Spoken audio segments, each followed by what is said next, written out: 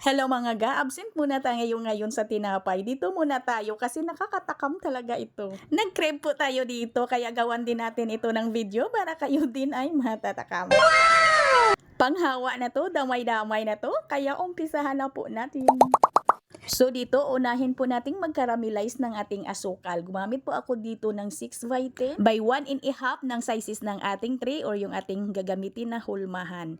Maglagay lang po tayo dito ng 1/3 cup ng ating white sugar. And then, i-caramelize lang po natin ito sa mahina lang po na apoy. Kailangan po ay mahina lang po mga ga para hindi masunog, para hindi mapait yung ating asukal.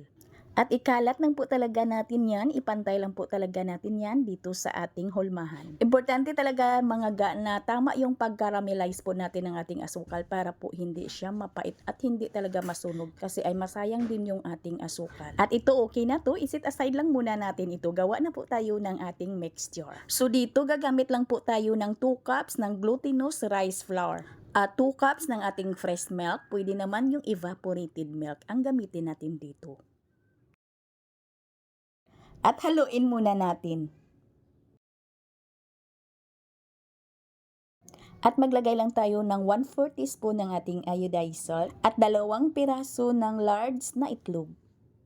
At kailangan natin dito ng isang lata ng condensed milk na 390 grams yung timbang. At haluin lang muna natin ito hanggang sa mag-will combine na po yung ating mga ingredients, nadurog na po yung ating itlog at saka yung ating condensed na yung maging magaan na po siya haluin. At salain lang natin ito ng 3 beses para maging makinis talaga yung texture ng ating mixture, para maging makinis talaga yung texture niya pag naluto.